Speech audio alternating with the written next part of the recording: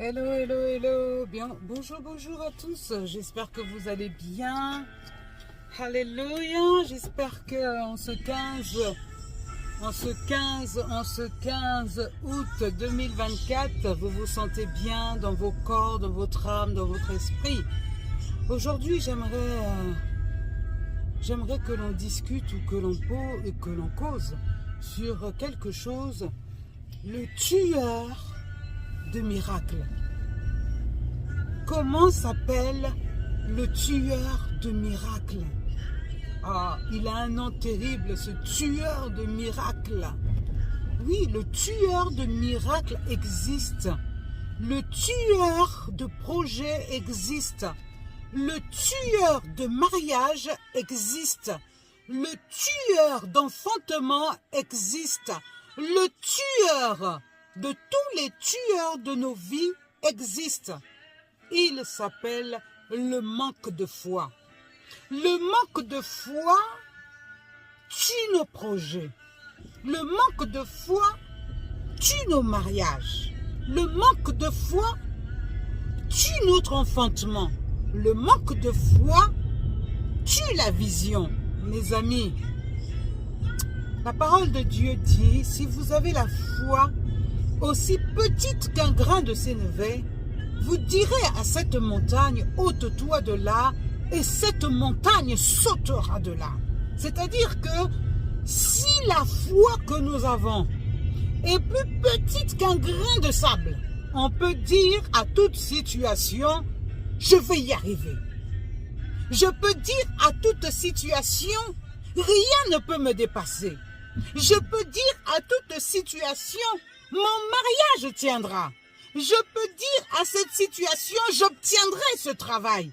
Je peux dire à cette situation, j'obtiendrai ce projet, ce dollar, ce million. Je vais l'obtenir. C'est la foi. Mes amis, en tant qu'enfants de Dieu, nous avons changé de mindset.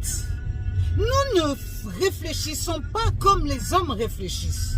Nous ne parlons pas comme les hommes d'ici-bas parlent. Alléluia. Nous parlons avec un nouveau langage. Nous parlons avec une nouvelle foi.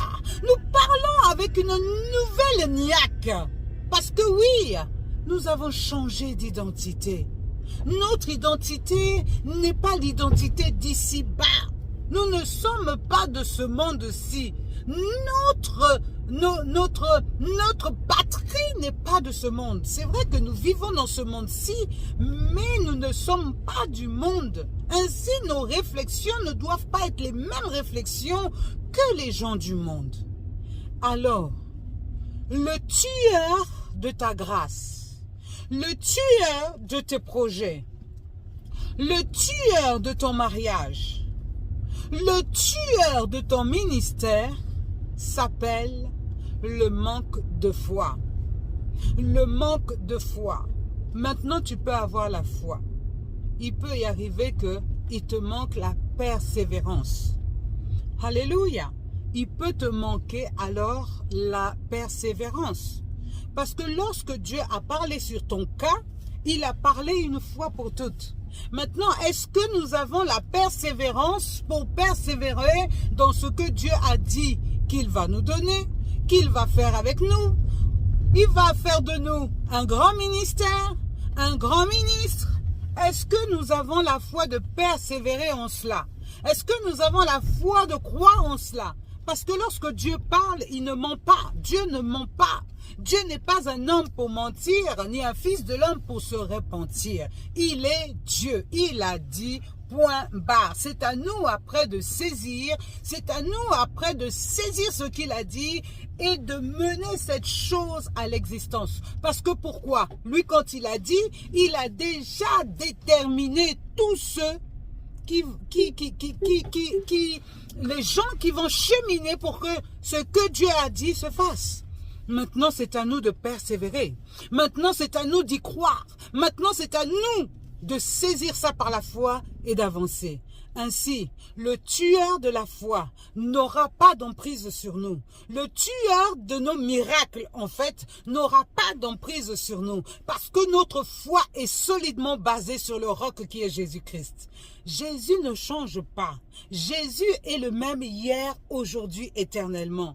Ainsi, mes amis, ce matin, je déclare que rien désormais ne tuera mon miracle. Rien ne peut dévier les projets que Dieu a formés sur ma vie.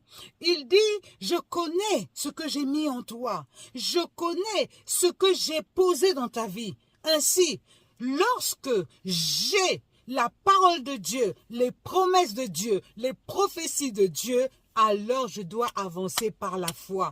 Mes amis, je ne vais pas dire faites grandir votre foi parce que la foi est là. Maintenant, il faut la saisir, il faut la faire mûrir, il faut la faire travailler. C'est comme un muscle. Si ce muscle-là, tu ne le travailles pas, il ne pourra pas devenir solide. Ainsi, la foi est comme un muscle. Nous devons faire travailler notre foi afin que ce muscle soit solide. Comme ça, dès qu'il y a un obstacle, je peux y arriver parce que mon muscle est solide.